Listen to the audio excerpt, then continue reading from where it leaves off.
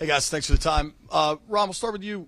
Going into this draft, how do previous drafts, experience last year, 2 years ago, 5 years ago, how does that impact it, or is every situation kind of new? I think every situation is kind of new. This year we feel very comfortable going into the draft. I think a lot of things that we did in free agency really helped us an awful lot. I thought Martin and the personnel group really came to us with a lot of positive players to look at. We were able to choose several guys that we feel very strongly about. We took a couple starters from other teams and put them on our roster, and we feel like we did some good things. Martin, one for you. How do you balance positional importance? Because it's clear in the NFL what positions matter most versus best player available, particularly in the first round. Yeah, well, I mean, that's a process that we always talk about in the personnel department. It's important to address those needs and to have key players at spots that are value spots. But you got to have a balanced team. You got to have a deep team and a balanced team across the board. And that's what our focus is. Again, what Coach said, I thought in free agency, we added some guys that some starters from other teams, two offensive line starters from very good teams, from playoff teams. Added a linebacker, quality player there. Added Jacoby. So we did some things in free agency that we think will be very beneficial going into our draft. And I feel like we have the ability to go anywhere in this draft. For both of you, with regards to, you mentioned the offensive line, you did obviously add a couple of pieces, including Andrew Wiley, who was a tackle last year, but he has played guard experience. With the way the board kind of looks like there could be some tackles there in the first round, would that preclude you from taking a tackle? Could you move him inside, or you view him as the right tackle and kind of moving forward? The great thing about Andrew and Nick and Trenton, actually, is their position flexibility and versatility. Trenton's played pretty much everywhere except center. Andrew's played guard and tackle, and then Nick has played center and guard. So we have the flexibility there to go anywhere in the draft, add somebody, and to put the pieces wherever the pieces line up. And a non-draft topic, but it connects with regards to Chase Young. Have you guys made a decision yet, whether you're going to tell us or not, about that fifth-year option? No, we'll wait till May 2nd. To make a decision or to announce something? Well, that's what we have. We have till May 2nd. Okay. So if today was May 2nd, we'd give you an answer. Okay. In regards to quarterback, you've talked a lot about how much you like Sam Howell and all that, and yet you've left it open in the first round for possibility, but also bringing Hendon Hooker in to look at him. What does that signal anything about Sam? Anything? What does that say, and why go through all that if Because you never know. I mean, situations, circumstances may dictate something else. But for the most part, we feel very comfortable going into this draft in terms of, what our needs are. I think we put ourselves in good position because of the success we had. We feel we had in free agency. As far as the quarterback position goes, we feel very comfortable with the guys we have. I mean, if you think about it, we have a young guy in Sam that, coming out at one point was rated very high. We were fortunate, we believe, to get him where we got him. We get Jacoby Brissett coming off of, arguably one of his better years as a player. And it's one of those things that's funny because typically a lot of times you get veteran quarterbacks, it's, they're coming off of tough times. So we feel good about what we did there as well, and we'll see what happens. And then when you look at the draft and what you guys may want high up versus how the draft stacks up, does it feel like it fits what you guys really need and are looking for? Again, free agency set us up for the draft, and we have the flexibility to go anywhere in the first round. And I think that's a credit to our pro department, to our coaching staff, who also evaluated a bunch of those players. I think we're set up in really good shape going into our draft this year. Because for both of you, does having pretty much any option at 16, does that make this process more difficult? Does it make it easier? I think it makes it, pretty much what it is. It's going to happen, what happens in front of us all the way up to the 11th pick. Because, we have obviously what we want to do is put a group of guys up there and say, okay, now these are the 5 guys that we see coming to us. What's going to happen in the next 5 picks? So we're going to have to react to what happens. Is it easy? It could be, depending on what happens in front. I mean, and that's the truth of it, Nikki. We're at a point where we have to react to what's in front of us first. And then separately, the news of a tentative agreement with Josh Harris's group to purchase the Commanders. What was your reaction when you heard that news? What is your reaction in trying to prepare for the draft while also kind of hearing all this in the background? Well, I mean, as far as what's going on with the sale, that's not a question for us. How do we react to it? Well, until it's done, there's really not much to say. And so we're going to stick to what we've done in terms of our preparation. We're going to stick to the plan that we had talked about back in February as a group, sitting down with Marty, with Rob and, and Eric, pretty much our upper personnel department, and just talked about what we wanted to do and what we needed to do going forward. I made a comment earlier about being able to roster build, and just to be clear about it, it's because of the situation we're in with the young quarterback now. We were able to go out and do a lot of things in free agency and positive things. We got, as we talked about, we were able to get 3 starters off of 3 playoff teams, and that feels pretty good, especially for the positions we got them at. So we feel very confident, very comfortable going forward. Ron, you guys started readings on Monday. What is the process to setting the board, and when will you have that board set? Oh, the board won't be set up until, what, Thursday It's morning? going to be probably Thursday. Yeah. I mean, if you look at what Martin and the personnel department have done, they've gone out, they've scouted it, and then they put a bunch of names up in front of us. Obviously gave all the coaches their assignments, gave the coordinators their assignments, gave me mine, and we went to work. The scouts came in last week. They did their readings. They stacked the board. Right now, the coaches, we haven't seen the board, and then we're going through our readings. And then what will happen is Martin and the crew will get together. They'll restack it, and then we'll come in with the coordinators, and we'll sit down and we'll go through it with them, and then we'll move some pieces around, talking about where we see guys fitting for us, where we think they're going to be, and we'll play with that all week, huh? Yeah. We'll go through different scenarios next week, we won't actually probably have a complete set board until late Wednesday, early Thursday. How the running back position has been devalued in draft position and contract value, do you think it still could be a smart decision to draft a running back in the first round? Well, I think you want to keep your options open. We evaluate everybody. Every position is important. And you get a quality player who can help you win football games. I wouldn't put too much weight into what people think about valuing that spot. What's his value to you? What's his value to our organization, to our football team? That's where that comes into play. Martin, when it comes to top 30 visits, how often in the past do you think there's a correlation with the guys you bring in, or some of the guys you end up drafting, or is it just a total crapshoot? What's kind of that process like of actually, now that you've met with the 30 prospects that you brought in?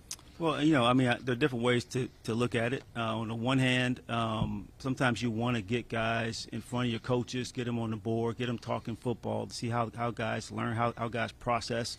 That's the reason sometimes you bring guys in.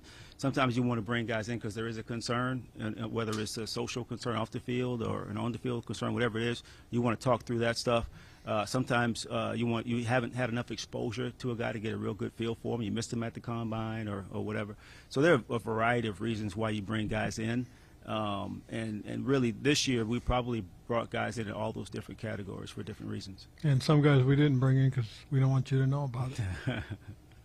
And Ron, when it comes to what a player, the scheme they're in college, is it easier to adapt to what you guys are doing for guys coming out of the draft than, say, free agency being in? Like, does the scheme matter less in college? If that? No, I think it carries the same way. It really does, because again, you really have to be very aware of that, and sometimes it doesn't translate, and that's something we learned a lesson a couple years ago. So again, you have to really be even more diligent now, because of what you do. It really has to fit, and the player has to fit. If you don't get that, you'll find out, and that's the tough part, because a little bit of this is projection. You're trying to project whether or not the guy will fit in what you do, offensively, defensively, or even special teams. That was one of the conversations we've been having in our meetings. Is will some of these guys fit when they have to play special teams as well? Just going back to the ownership thing real quickly, have you had a chance to talk to Josh Harris's group at all? No, we're going to leave that to what's going on, but no.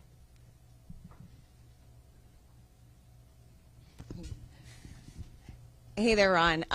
Just listening, and you've used the word confident, comfortable, saying how you feel right now going in. Could you elaborate a little more? Why is it that right now you're all smiles up there? Well, just because I think I'm very encouraged with the turnout we've gotten. We've got a lot of guys that are here working, doing things they need to. They're doing it with a lot of enthusiasm, a lot of excitement. I think a lot of it has to do with what we've done on the offensive side, bringing in Coach Bieniemy. I think Eric has brought some optimism, and you listen to the guys talk about it. That's been exciting. It really has. So very encouraged by that, and so.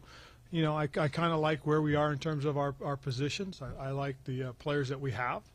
Again, I'm just feeling positive about it. Hey, Coach, with all the evaluation events going on around the NFL draft build-up, is there kind of one specific environment that you found you kind of get a better read of who the player really is as a human being? Wow, that's it's tough because Martin will tell you too, just like him, that's a big part of why you try to meet as many players as you can, whether it's at the combine, whether it's during pro days, or whether it's when you bring them in on the 30 or you have your pro day. You try to circulate and get a chance to get a feel for these guys. I think part of it too is if you have a connection at a school and you can just pick up the phone and call them, and some of these guys will give you some really good insight, especially the guys that you know and trust. And you guys just had happy day, everybody. You guys got to see the players on the 17th for the first time. What about what you guys saw can help you sort of assess of what your needs will be and excites you about the upcoming draft? Well, I think a big part of it is just seeing the guys that have come back and get an opportunity to talk with them. I mean, right now we the coaches aren't doing any football with them other than the meeting times.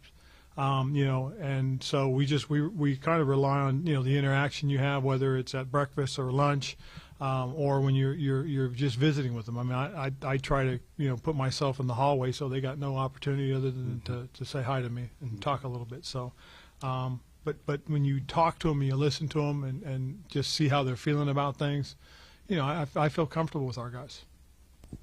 And then, Martin, there's a lot of conversation this time of year about floors and ceilings with specific prospects. If you get on the clock and there's two guys and one's got maybe the higher floor but maybe not as much potential in your evaluation, but then other guys that maybe the lower floor this year but a higher potential for the future, do you have a mechanism to kind of decide which one of those trumps the other? Yes, I will look at Coach and ask him which one he wants.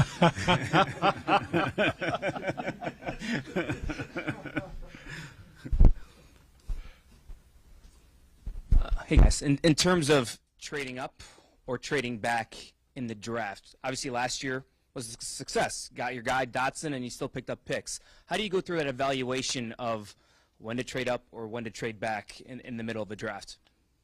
Yeah, frequently trade ups are situations where you see a player who you think should have been gone, and then you move up and try to get that player. If the player fits you, it's an aggressive move to go up, I think, because you're giving up typically draft choices or other opportunities to pick other players to go and get that player. So you have to have consensus on a guy. You have to have a very, very strong opinion of a guy in my mind to move up, and that's be pretty much across the board. Where Coach, myself, all the scouts, everybody's on the same page, and we all believe it's worth giving up another player to get that guy. I think from my history, my perspective, trading back has worked better for me. Most of the time when you're trading back, you're acquiring more picks, and it's been my experience that just having more volume and having more picks gives you more opportunities to hit, especially if you're scouting well in those mid-late rounds. And that's what happened for us last year. We moved back, we picked up a number of players we feel really good about. And those guys all have really bright futures with us right now. If we had gone up, I think we started with 5 or 6 picks to start the draft. So if we had gone up and given up picks, it would have been slim pickings for us. So it varies a lot. You have to be really strong, I think, in opinions in terms of moving up. I really prefer to move back most of the time. Right now, the Snyder family still owns this football team. I know before the draft previously, you usually meet with ownership, talk to them maybe what the plan is. Have you had that conversation this year with the Snyder family, and what was that conversation like?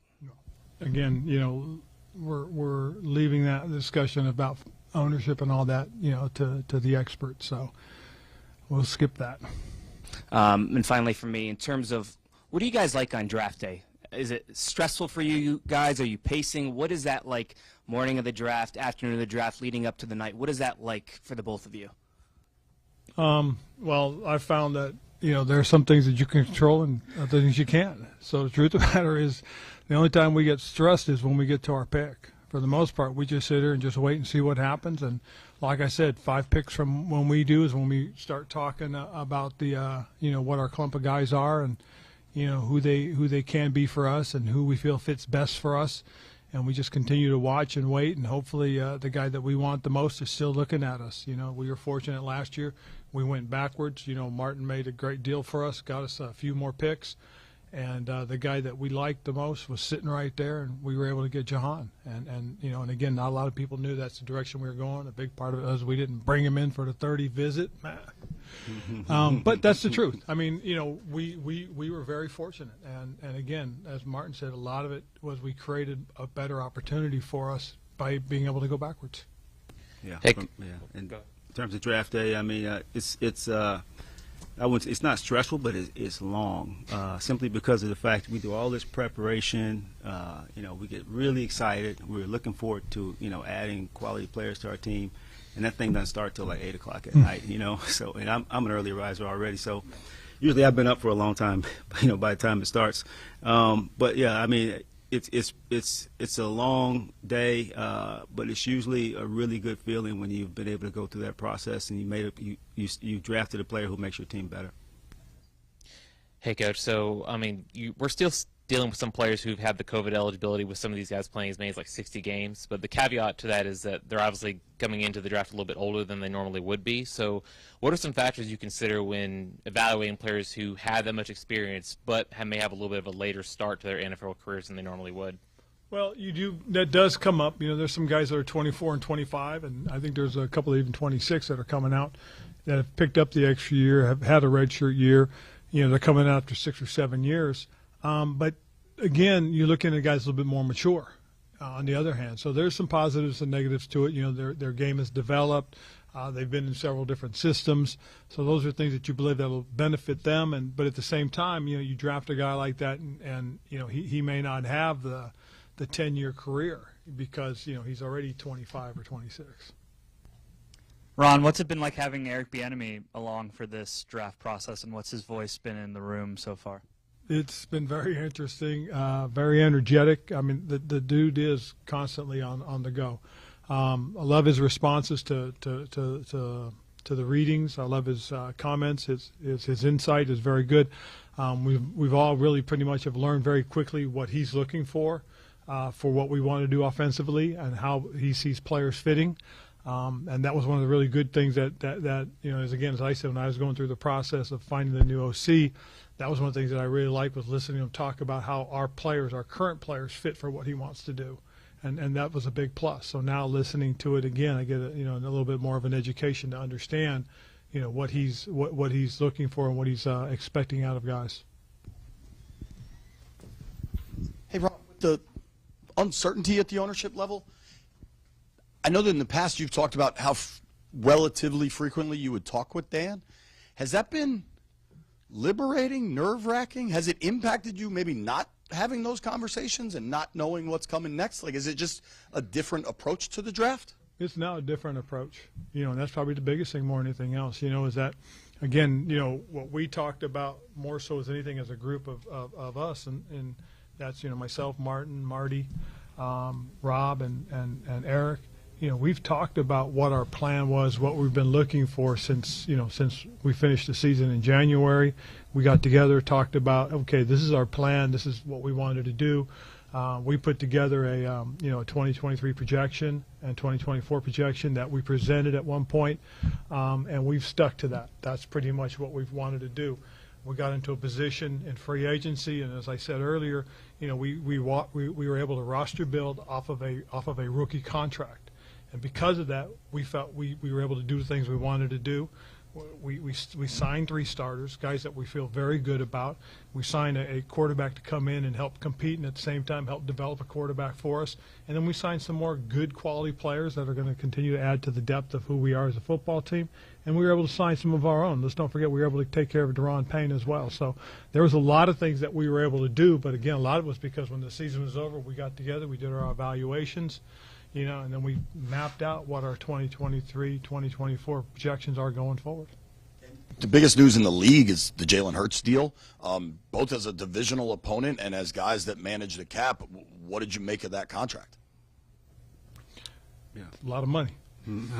I mean, you know, and it's you know, hopefully it's a problem we have in 3 or 4 years with our quarterback. Speaking of the cap, you guys made some moves towards the salary cap earlier in the offseason. It looks like, just looking at where you are now, maybe there has to be some more to come. How much of that is draft dependent? Depending what you do in the draft may determine how you make other moves towards the cap. Yeah, the cap is something that, you know, I think Rob does a great job projecting, giving us suggestions, and managing the cap. You know, for us, it's a process. The entire personnel process is tied to the salary cap, and it has to be managed. And I think Rob's done a really good job managing it. And we'll continue to manage it. You know, right on through, whether it's the draft or it's or if it's free agency. We'll just manage it and see what happens. And then once we start with you know, mini camp, you know, get through mini camp, we'll see what happens going into training camp. Hi. Can you just talk a little bit about, you mentioned how kind of upper personnel has driven a lot of this draft process. Just with the uncertainty right now with ownership, I mean, what is the process on draft night should you get an offer to trade up, trade down, make a player acquisition? I mean, do you all have full autonomy? Is there any... Well, we've always had that. When we've been in the drafts, when it comes to the trades and everything like that, that's where Martin takes over. That's one of the things he does. You know, those nights for us, he handles that stuff, and we've had full autonomy in terms of making those decisions. So that's something that we'll continue to do, unless something were to happen and you know, it changes. But right now we have the autonomy to go out and make the decisions that we feel best about, and we'll continue, you know, with that until otherwise told. Any just stress or added stress this year, knowing the uncertainty of the ownership picture for you all? No. I mean, it's business as usual. Fortunately, we've been very busy the last couple of weeks. We have. So there's been a lot of noise out there, but we've been totally focused on this draft. And again, we're really excited about where we are right now as a football team, and excited about adding more players to our team next week. Darren Haynes here. Forgive me for not remembering. Did you say the Jahan Dotson move, was that a pre-planned move last year before the draft started? Was that a move that you thought of when the draft was already going along? Yeah. No, we talked about moving back. It wasn't something that was... No, it was something that was in the works. You know? Yeah.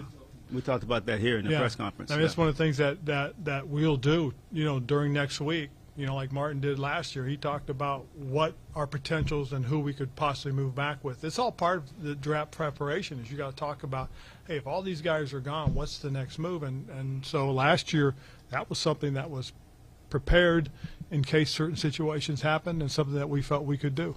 And to that point, that's part of our preparation for next week. Is I will be calling other teams and talking to them and feeling other teams out, who wants to move up, who wants to move back, and they'll be calling me as well. Give an exact number, but like how many different angles do you kind of have already, like, in your toolbox on which direction you guys could possibly go? Yeah, I mean, well, it depends on where you are, and it depends on the demand for your pick. Obviously, if you have an early pick, there's probably more teams calling, trying to move up.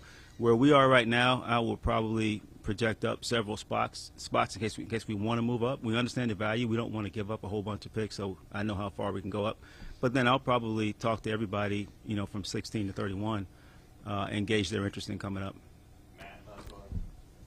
Last year when the Saints traded up, like the receiver run kind of started today.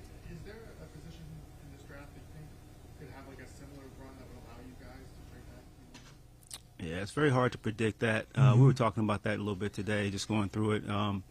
It's very hard to predict that, but you know, we've seen it happen quite a bit. There is a position, I don't want to say what it is, but there are some we talked about today. It happens, and what happens is when you have, you know, a smaller group of really good players, and then one or two of them start to go, people start to get nervous, and they want to make sure they can get theirs. You know, so it's very unpredictable, and I look forward to it. It's a lot of fun. You know, it's a fun process, and we know at the end of it we're going to be a much better football team. All right, appreciate it. See you guys next week. Cool. Thank you. Matt, kicker.